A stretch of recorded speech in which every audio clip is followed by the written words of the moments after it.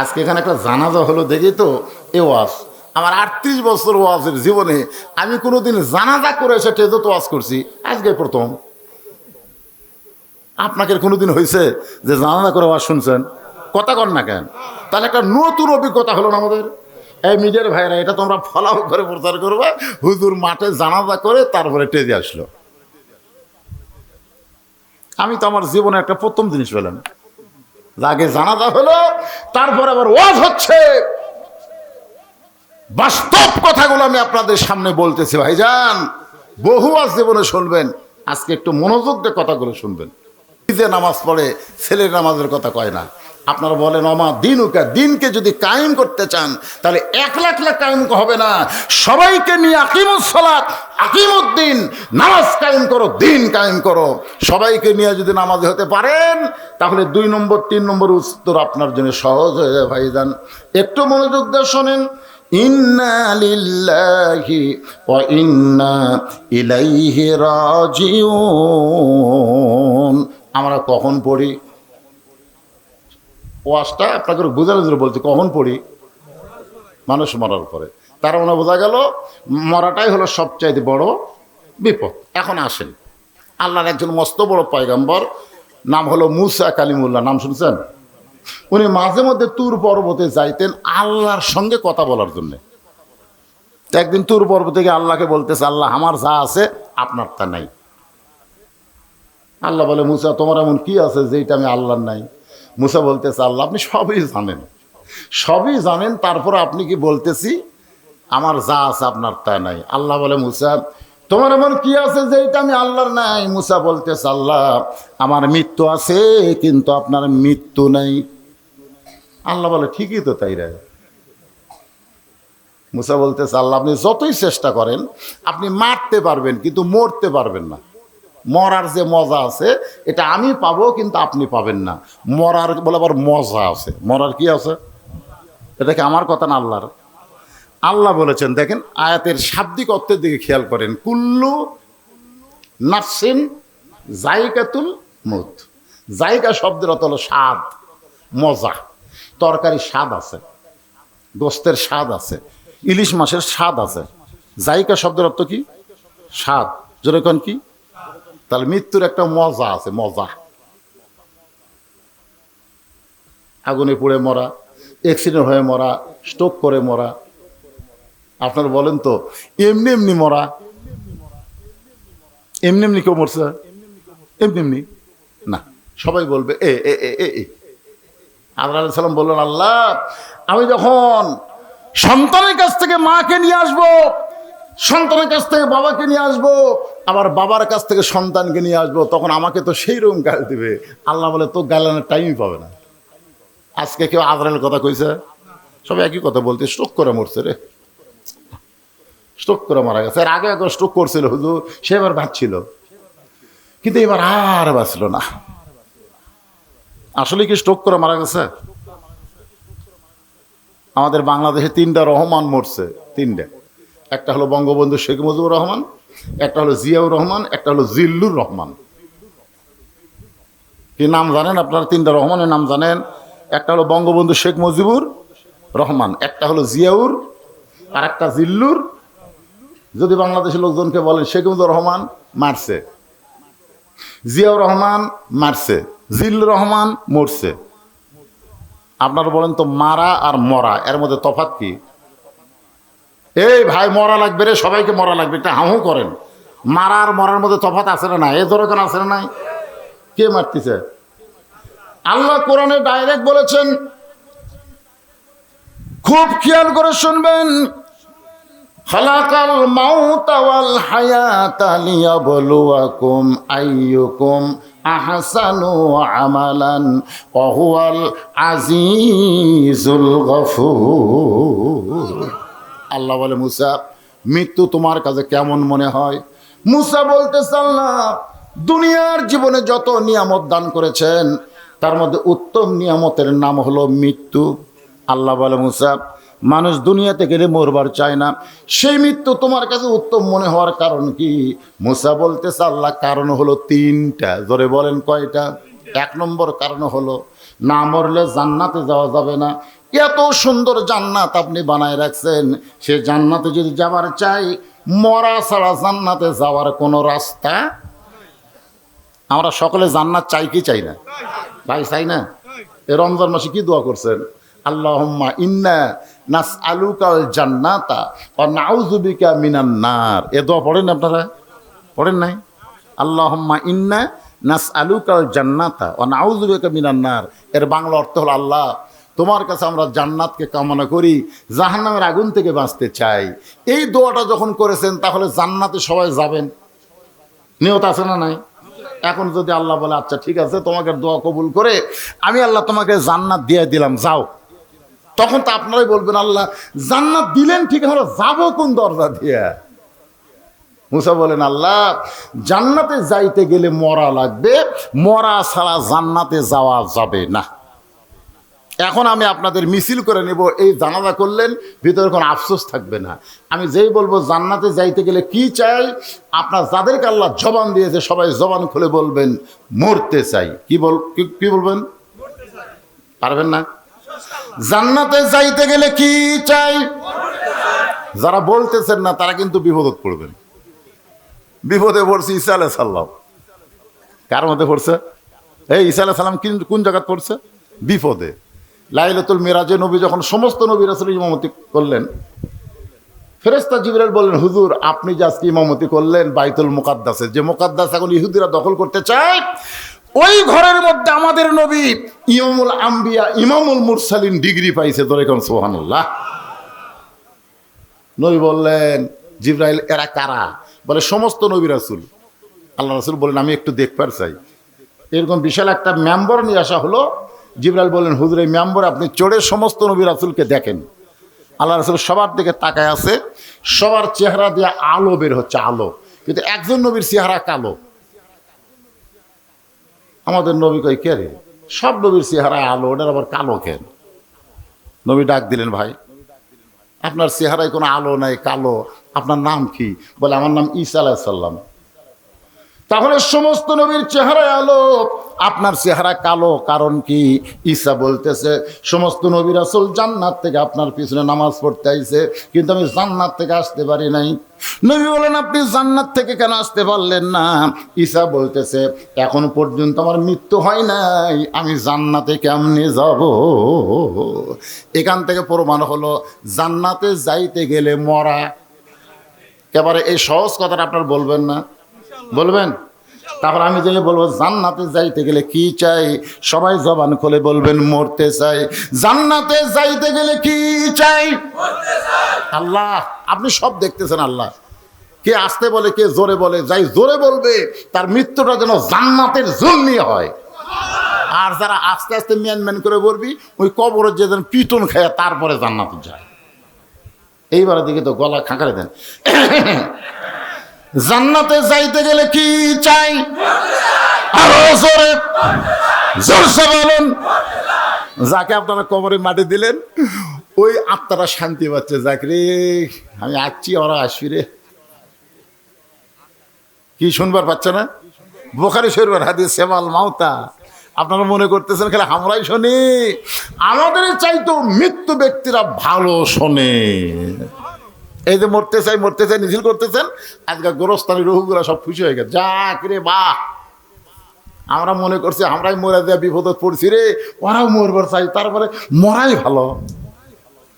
মরা ভালো কার জন্যে? যারা জান্নাতে যাবে। আল্লাহ বলে, মুসা মৃত্যুকে মহব্বত করার, পছন্দ করার 2 নম্বর কারণ কি? এই কারণটা আপনাদের একটু গুরুত্ব দিয়ে শোনা লাগবে। মুসা বলতেছে, আল্লাহ মৃত্যুকে পছন্দ করার 2 নম্বর কারণ হলো আমার মৃত্যুটা কেবলমাত্র আপনার জন্য আমি অক্ষ করেছি। মনোযোগ দিয়ে শুনছেন?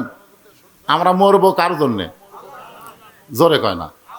আল্লাহর জন্যে। কে বাবা মুরব্বী আই যে পেশাব লাগলো নাকি রে, উঠে ফিরে ধরে যাচ্ছে। হ্যাঁ, আসলে অনেকের এরকম। আপনারা বলেন তো, ঘুমের মধ্যে আপনারা কেউ বিছনাত পেশাব করেন? করছেন কেউ? ছোটকালের কথা আমি বলতেছি। এখন যারা এখানে বসে আছেন, ঘুমের মধ্যে কেউ বিছনায় পেশাব করছেন? কেন করেননি?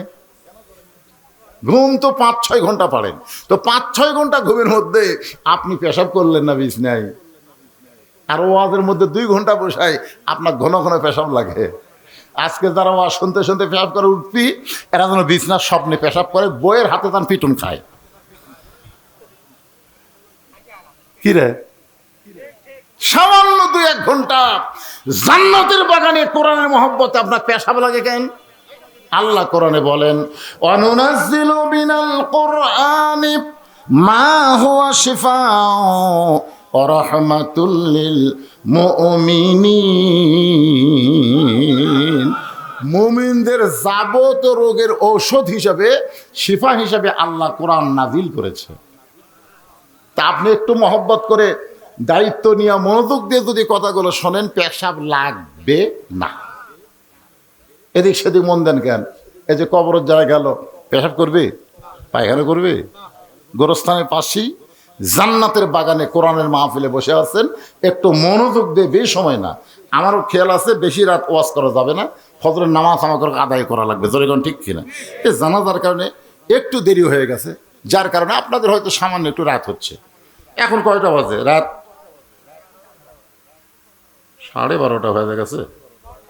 আচ্ছা যাক, এত রাত হইতো এই খেয়ালই করিনি, এখনই শুরু করতে 12:30 বাজে গেল। যাক ভাই, একটু একটু শোনেন মনোযোগ দিয়ে। তাহলে আমরা 2 নম্বর, মুসা আলাইহিস সালাম মৃত্যুকে পছন্দ করার কারণ হলো, মরবো কার জন্যে? সবাই বলেন, মরা তো লাগবি রে। বইয়ের জন্য মরবেন, প্রেমিকার জন্য মরবেন, নেতার জন্য মরবেন? নেতার জন্য জীবন দেব? শালা পাগলা রে, তুই মরে দেখ, নেতা তোর করে খোঁজ নিবি না। হ্যাঁ, একজন নেতার কথা বলতে পারেন, যেই নেতা হলেন আমাদের নেতা মুহাম্মাদুর রাসূলুল্লাহ। হ্যাঁ, সাইয়্যিদুল আম্বিয়া, সাইয়্যিদুল মুরসালিন। দরুদের মধ্যে আমরা বলি, আল্লাহুম্মা সাল্লি আলা সাইয়্যিদিনা, সাইয়্যিদিনা। সাইয়্যিদিনা মানে আমাদের নেতা। ওই নবীর জন্য যদি জীবন দেন, ওই নেতার জন্য যদি জীবন দেন, ওই জীবনটা আল্লাহর জন্যই দেওয়া হবে। আল্লাহ নবী 2 জনা, প্রেম করেছেন গোপনা, মাঝখানে তো অন্য কারো জায়গা ছিল না। লা ইলাহা ইল্লাল্লাহ, এর সাথে কি আছে? মুহাম্মাদুর। আচ্ছা, এখানে কি ওয়া আছে? ওয়া কলেমার মধ্যে কি ওয়া আছে? ওয়া মানে এবং, লা ইলাহা ইল্লাল্লাহ এবং মুহাম্মাদুর রাসূলুল্লাহ, ওয়া আছে। তার মানে কি? আতিউল্লাহ ওয়া আতিউর রাসূল, কুল ইন কুনতুম তুহিব্বুনাল্লাহ ফাত্তাবিউনি। উপায় নাই রে, উপায় নাই রে, উপায় নাই, নবী বিনে আল্লাহ পাওয়ার উপায় নাই। সবাই বলেন, উপায় নাই রে, উপায় নাই রে, উপায় নাই, নবী বিনে আল্লাহ পাওয়ার উপায় নাই। যদি জীবন দিতে চান আল্লাহর জন্যে, নবীর জন্য, সেইটা ভিন্ন কথা। রাসূল বলেছেন, লা ইউমিনু আহাদুকুম হাত্তা আকুনা আহাব্বা ইলাইহি মিন নাফসিহি। তুমি যতক্ষণ পর্যন্ত প্রকৃত মুমিন হতে পারবে না, যতক্ষণ পর্যন্ত নিজের জীবনের চাইতে আল্লাহ রাসূলকে বেশি মহব্বত না করবে। একটু মনোযোগ দিবেন। আমরা মরব আল্লাহর জন্যে, মরব নবীর জন্যে। আল্লাহ আমাদের সকলের মৃত্যুকে কবুল করুক, জোরে কান আমিন। মুসা বলতেছে, আল্লাহ মৃত্যুকে পছন্দ করার 2 নম্বর কারণ হলো, আমার মৃত্যুটা আপনার জন্য অফ করেছি। সঙ্গে সঙ্গে আল্লাহর কুদরতি মুখে হাসি ফুটে গেছে। আপনার বলেন তো, আল্লাহর মুখ আছে না নাই? আল্লাহর হাত আছে না নাই? আল্লাহর চোখ আছে না নাই? আল্লাহর কান আছে না নাই? যখন আল্লাহ বলতেছেন সামিউম বাসির, আমি শ্রবণকারী এবং আমি দর্শনকারী, আমি দেখি এবং শুনি। আপনার বলেন, শোনার যন্ত্রের নাম কি? কান। দেখার জিনিসের নাম কি? চোখ। আল্লাহ বলতেছেন, তাবারাকাল্লাযী বিয়াদিহিল মুলক, গোটা পৃথিবীর রাজত্ব কর্তৃত্ব আমার হাতের উপরে। তার মানে আল্লাহর হাত আছে না নাই? এ কথা কোন আছে না নাই? আছে। আল্লাহর মুখ আছে, আল্লাহ কথা বলে। আল্লাহর চোখ আছে, আল্লাহ দেখে। মুসা নবী শুনতে পায় আল্লাহর কুদরতি মুখে হাসি ফুটে গেছে। মুসা নবী কিন্তু আল্লাহকে দেখতে পায় নাই, কিন্তু শুনতে পেয়েছে। আপনি যে ঢাকার কোনো বন্ধুর সঙ্গে মোবাইলে কথা বলেন, বাটন মোবাইলে, ওই বন্ধু মোবাইল করতে করতে যদি কান্দে, আপনি এই বলে দেখারি থেকে বুঝতে পারবেন আমার বন্ধু কাঁদতেছে। যদি বন্ধু হাসে তাহলেও কিন্তু আপনি বুঝতে পারবেন যে আমার বন্ধু হাসতেছে। আল্লাহর কুদরতি মুখে হাসি ফুটে গেছে। মুসা বলে, আল্লাহ আপনি হাসেন কেন? আল্লাহ বলে, হাসার কারণ হলো, মুসা রে তুমি বড় চালাক, আমার জন্য যারা মরবে, আমার জন্য মৃত্যুকে যারা অক্ষ করে দিবে, আমি আল্লাহ বলতেছি তাদের মৃত্যু নাই, তারা চির অমর হয়ে থাকবে। কত বড় সুন্দর কথা! আল্লাহর জন্য যারা জীবন দেয় তাদের মৃত্যুই নাই। এটা কি আমার কথা না আল্লাহর কথা?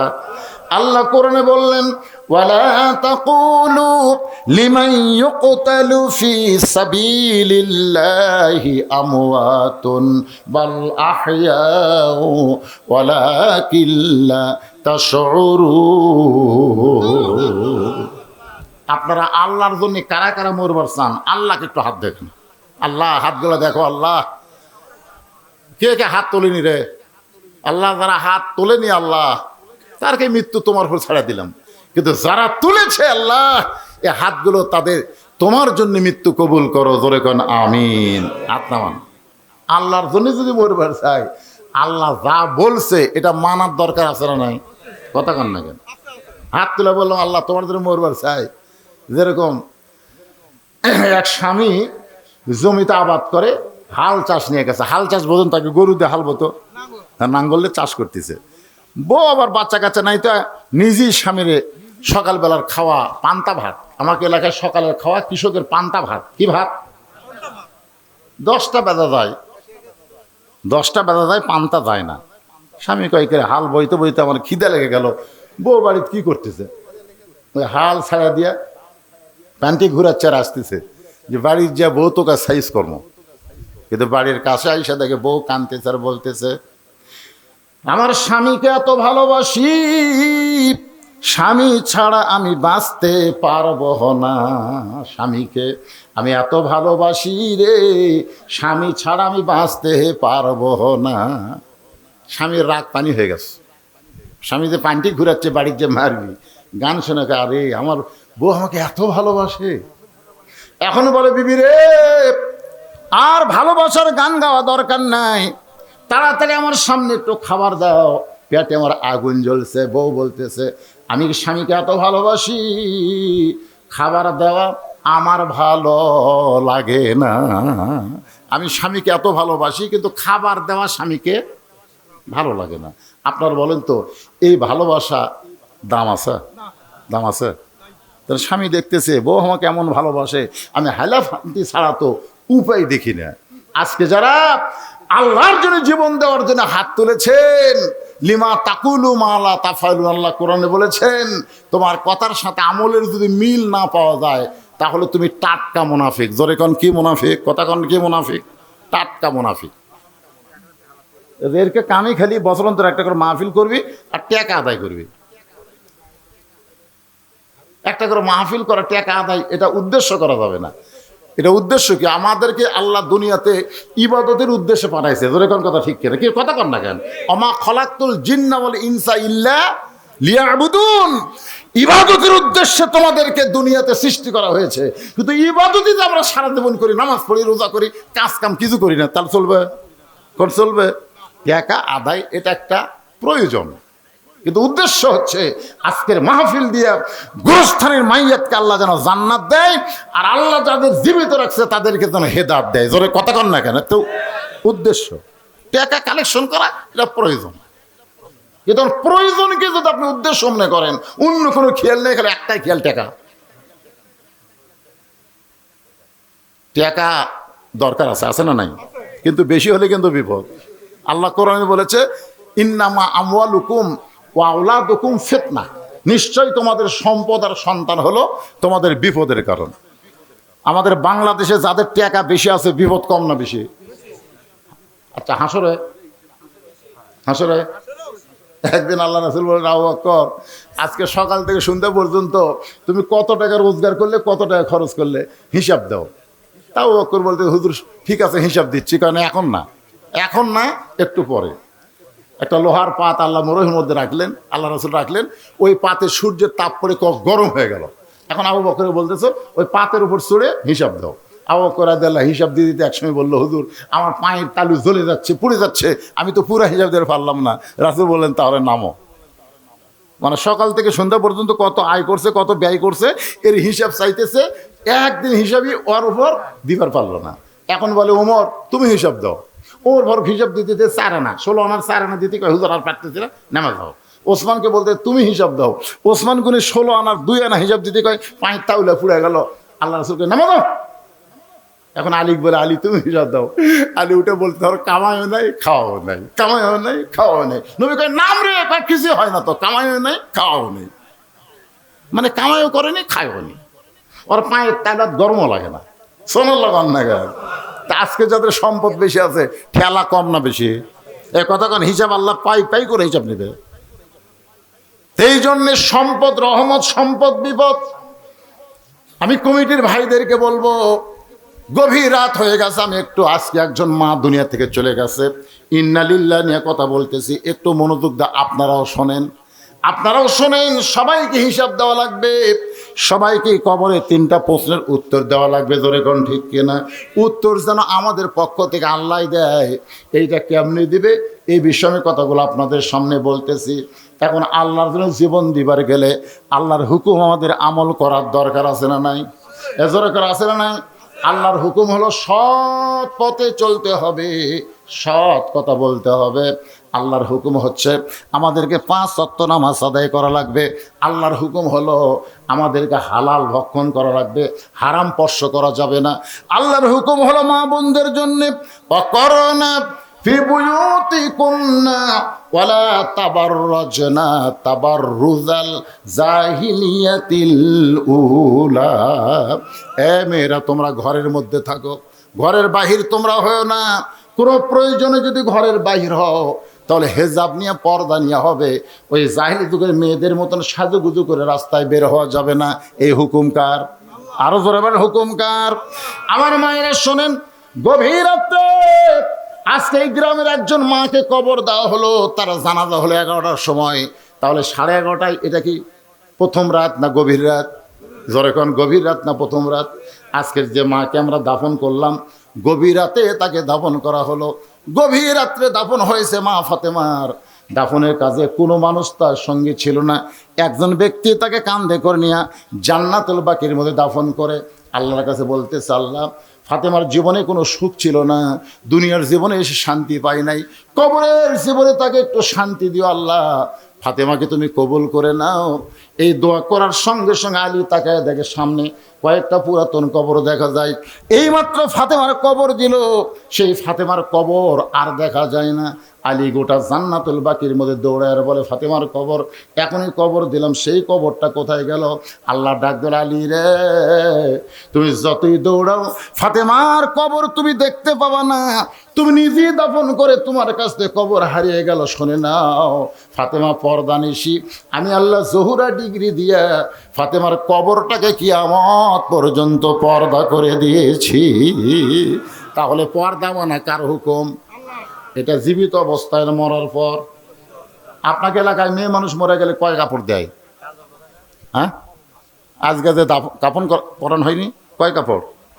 আচ্ছা, মরার পরে যদি মেয়েকে 5 কাপড় দেওয়া হয়, আচ্ছা মেয়ে মানুষের খাট নিয়ে আবার কি দিয়ে ঢাকে? চাদর দিয়ে ঢাকে না? তো 5 কাপড় দেওয়ার পরেও আবার খাটনি কেন ঢাকলেন? কথা কয় না, পর্দা। তার মানে বোঝা গেল মেয়ে মানুষের শুধু 5 কাপড় দিয়ে হয় না, তার লাশটা পর্যন্ত ঢাকা থাকা লাগে পর্দা। তো মরার পরে যদি এত পর্দা করা লাগে, বাঁচা অবস্থায় পর্দা কম না বেশি? মরার পরে শয়তানি নিয়ত করে কেউ তাকায়? এ কথা কন না কেন? একটা মহিলা মারা গেলে তার ভিতরে শয়তানি নিয়তে কেউ তাকায়? তো কেউ শয়তানি নিয়তে তাকাবে না। ওই সময় যদি 5 কাপড় দিয়া লাশটা চাদর দিয়ে ঢাকা রাখা লাগে, আর জীবিত অবস্থায় যুবতী মেয়েদেরকে সবাই শয়তানি চোখে তাকায়, ওই সময় মেয়েদেরকে কয়টা কাপড় পরা লাগবে? ইসলামে নিয়ম আছে না নাই? জোরে কোন আছে না? কথা কন না কেন? কার হুকুম? আমি মা বোনদের জন্য বলতেছি, আপনাদের আল্লাহর হুকুম পর্দা যদি ঠিক মতো আমল না করেন, 5 কাপড় না 50 কাপড় দিয়েও যদি কবরে নামানো হয়, কোনো লাভ হবে না। জোরে কোন কথা ঠিক কিনা? আমলের সম্পর্ক জীবিত অবস্থায় মরার পরে। আমলের সম্পর্ক কার সাথে? জীবিত অবস্থায় আল্লাহর সাথে। আমার মায়েদের কথা বলে এখন ওই যুবকদের বলবো, বাজান, আল্লাহর জন্য যারা জীবন দেব, আল্লাহর হুকুম মানতে হবে। আল্লাহর হুকুম হলো 5 ওয়াক্ত নামাজ। আল্লাহর জন্য জীবন দেওয়া মানে বাতিলের বিরুদ্ধে লড়াই করা লাগবে। যেমন ফিলিস্তিনি মুসলমান আল্লাহর জন্য জীবন দিচ্ছে। আল্লাহর জন্য জীবন যারা দিবে তাদের মৃত্যু হবে না। আল্লাহর জীবন দেওয়া আল্লাহ থেকে চিরস্থায়ী অমরত্ব দান করে দিবে। মুসা মৃত্যুকে পছন্দ করার 3 নম্বর কারণ কি? মুসা বলতেছে, আল্লাহ মৃত্যুকে পছন্দ করার 3 নম্বর কারণ। এটা বলি শেষ রে ভাই, এটা বলি না, এটা বলি ইন্না লিল্লাহির ওয়াজ শেষ। একটু মনোযোগ দেন। আমি একটা গান গাইতো, দেখেন বুঝতে পারেন নাকি। চলতে পথে 2 দিন থামিলাম, যাবার কালে একজন আরো দেখা না পাইলাম। ও আমার সাদের মালা যাই রে ছিঁড়ে, রইব না আর বেশি দিন তোদের মাজারে। যিনি যে মাইয়াত মারা গেল তার সন্তান আছে না নাই? স্বামী আছে না নাই? তারা হয়তো বাপ মাও থাকতে পারে। বাপ মা আছে জীবিত না মারা গেছে? যাই হোক, বাপ মা মারা গেছে, তার সন্তান আছে, স্বামী আছে, ভাই আছে, আছে না নাই? আপনারা বলেন তো, সাথে কে গেছে? চলতে পথে দেখেন মুসা আলাইহিস সালাম মৃত্যুকে পছন্দ করার 3 নম্বর কারণ বলতেছি। কারণ বলার আগে একটা গান গাইলাম একটু বোঝার জন্য, সহজ করার জন্য। চলতে পথে আমরা কয়দিন? এ ভাই, দুনিয়ার জীবন কিন্তু আখেরাতের তুলনায় 2 দিনের বেশি না। মাস্তানি মারতেছেন কি হনুরে? কিছুই না। যাবার কালে একজন আরো দেখা না পাইলাম, সহায় সম্পত্তি সব থুয়ে আজকে অন্ধকার কবরে চলে গেছে। তার হয়তো কানের দুল, নাকের ফুল, অনেক সোনা দানা টাকা পয়সা থাকতে পারে, কিন্তু কিছুই নিয়ে যাওয়ার পারে নাই। খালি হাতে ফকির হয়ে অন্ধকার কবরে চলে গেছে। ঠিক কিনা বলেন? এখন গানটা খেয়াল করেন।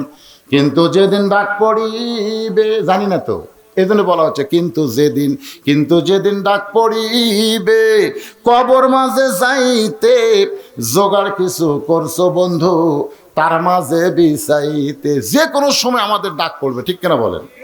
এখানে বলা হচ্ছে কিন্তু যেদিন মানে কোন দিন? তারিখ নাই। তাহলে তারিখবিহীন মৃত্যুর তারিখ, জানাবিহীন মৃত্যুর তারিখ যদি আমাদের সকলের সামনে না পিছনে? জোরে বলেন ভাই, সামনে না পিছনে? সামনে, পিছনে না।